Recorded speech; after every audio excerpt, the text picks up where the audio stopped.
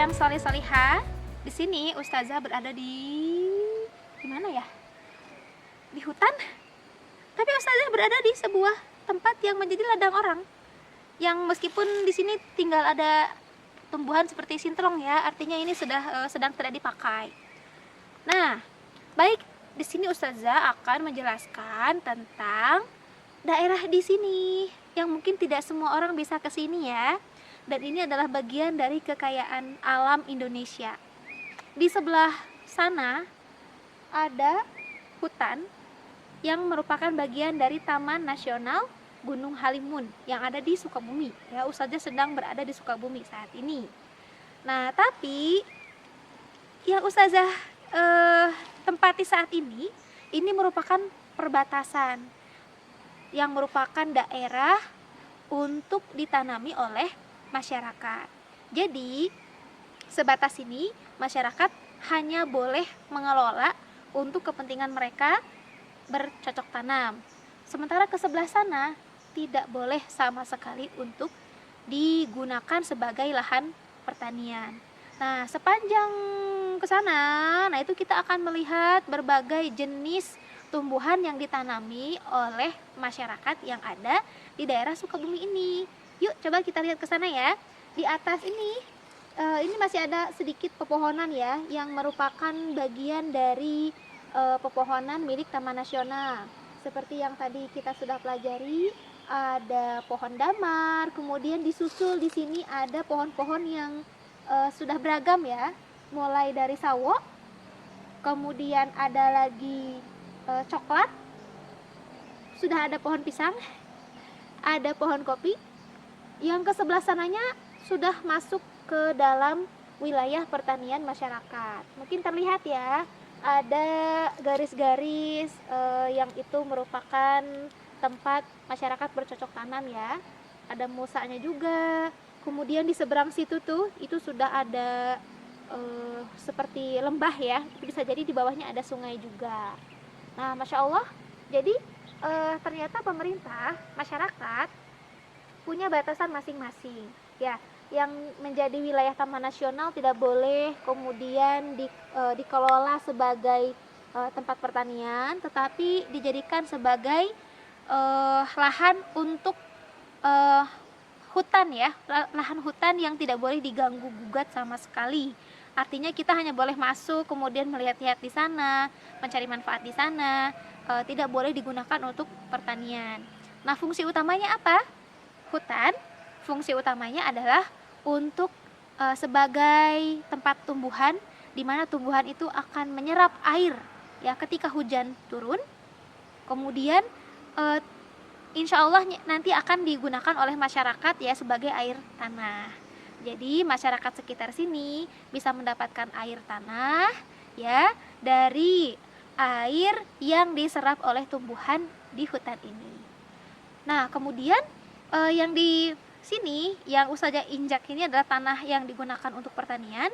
Nah, dimanfaatkan oleh masyarakat untuk menanam berbagai macam tumbuhan. Nanti kita akan lihat ya tumbuhan apa saja yang ditanam di daerah sini.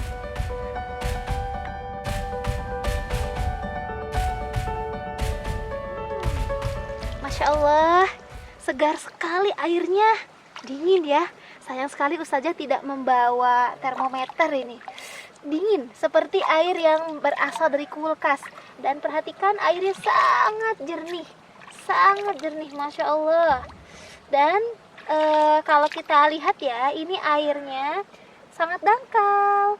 Artinya air ini merupakan air yang berasal dari wilayah yang seperti tanah ya, air tanah, kemudian air hujan yang baru. Tapi kalau biasanya yang seperti ini yang masih jernih, ini airnya berasal dari tanahnya langsung atau disebut juga sebagai air tanah. Nah, kita lihat ke sini ya, untuk apa ya? Ini ada petani yang kemudian melakukan aktivitas seperti ini. Diberikan tanda, kemudian juga ini ada palangnya ya. Airnya masuk ke sini dan ada lubang solihah. Nah, kita lihat di sini. Buat oleh petani untuk menampung air sementara.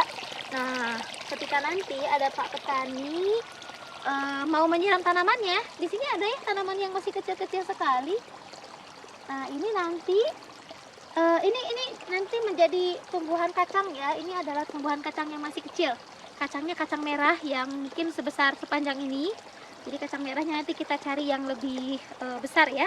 Nah, nanti Pak Petani kalau mau menanam, mau menyiram tanaman, nah nanti airnya langsung diambil dari sini. Wah, insya Allah ya, manfaat air yang Allah berikan melalui air tanah ini ternyata sangat berguna bagi para petani. Lantas bagaimana petani lain agar mendapatkan air?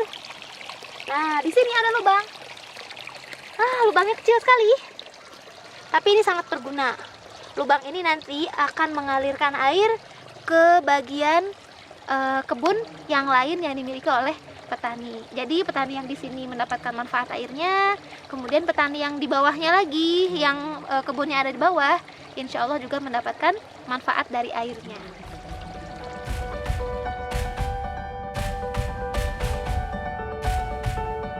Oke anak-anak, di sini Ustazah sudah berada di kebun milik masyarakat, yaitu kebun kacang. Kacang apa? Kacang kan jenisnya banyak. Nah, ini adalah kacang merah. Bentuk kacangnya seperti ini ya. Yang ingin Ustazah jelaskan sebenarnya adalah dari segi plastik ini. Kenapa ada plastiknya? Apakah antum tahu alasannya Bapak petani memberikan plastik di kebunnya? Dan banyak sekali ya. Masya Allah. Ternyata ini sangat berguna bagi para petani. Dengan adanya plastik ini, ternyata para petani sangat dimudahkan. Jadi tumbuhan lain yang mengganggu ya, yang disebut gulma, itu kemudian tidak akan tumbuh karena terhalangi oleh si plastik ini. Nah, sementara kalau tidak diberikan plastik, nanti tumbuh gulmanya yang banyak ya, atau tumbuhan yang merugikan bagi para petani. Kalau banyak tumbuhan yang lain, kita lihat ya di sini contohnya ada satu nih. Nah, kita lihat di sini. Kalau tumbuhan yang ada di sini, ini kan ada tumbuh-tumbuhannya tuh. Kita harus buang, petani harus buang. Kenapa? Karena kalau tidak dibuang, nanti makanan yang ada untuk si kacang ini malah diambil oleh si tumbuhan yang baru ini, maka harus diambil. Dan alhamdulillah ketika ada mosa seperti ini, para petani tidak sulit dong. Ya, itu yang pertama. Kemudian yang kedua, kenapa harus ada tongkatnya ya? Seperti kakek-kakek saja ada tongkatnya ya. Nah, manfaat dari tongkat ini sebenarnya adalah kelak ketika si kacangnya semakin besar, ternyata dia butuh penyangga, karena kacang itu dia bentuknya seperti tali ya, dan sangat lemah, tidak berupa pohon. Kalau pohon kan dia tegak berdiri sendiri, tapi kalau kacang dia harus ada alat atau tempat untuk merambat. Nah, si tongkat inilah yang nanti digunakan untuk merambat. Jadi nanti para petani bisa enak, kacangnya naik semua. Nah, jadi sangat berguna ya adanya tongkat ini bagi tumbuhan kacang dan bagi para petani.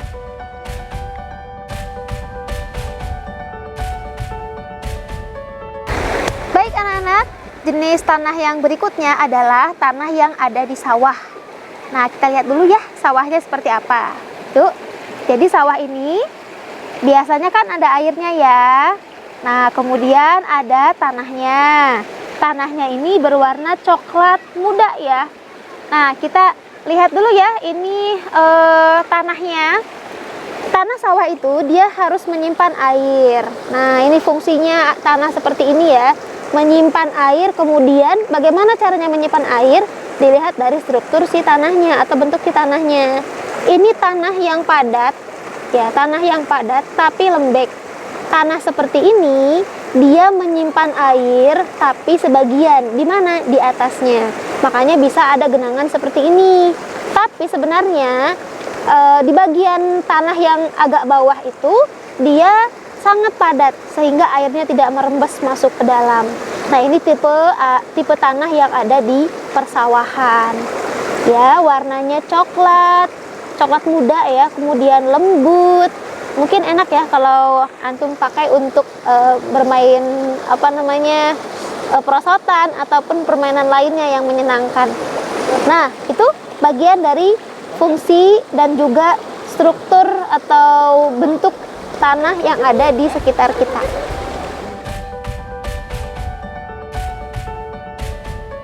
Berikutnya, kita akan lihat ya, sedikit kita pelajari tentang beras.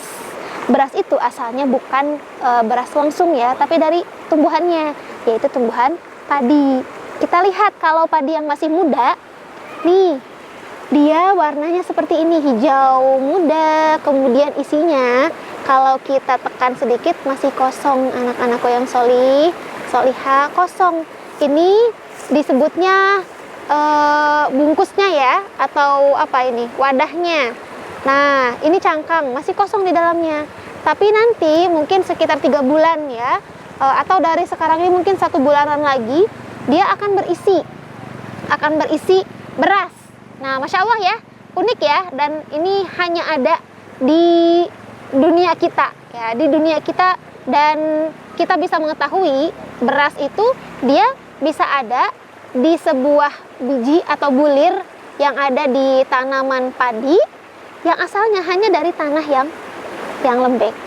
Nah, tugas para petani itu hanya menanam biji, kemudian menumbuhkannya, diberi pupuk, diberikan juga obat ya agar tidak dimakan oleh hama, kemudian bisa menghasilkan beras yang bentuknya sama sekali berbeda dengan bentuk awalnya atau apa yang diberikannya itu.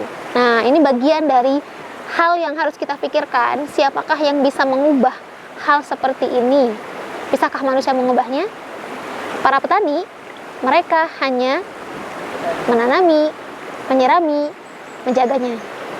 Sementara itu, siapakah yang mengubah tanah, pupuk, dan lain sebagainya tadi menjadi bulir-bulir padi yang berisi beras yang setiap hari kita makan? Yuk kita pikirkan bersama.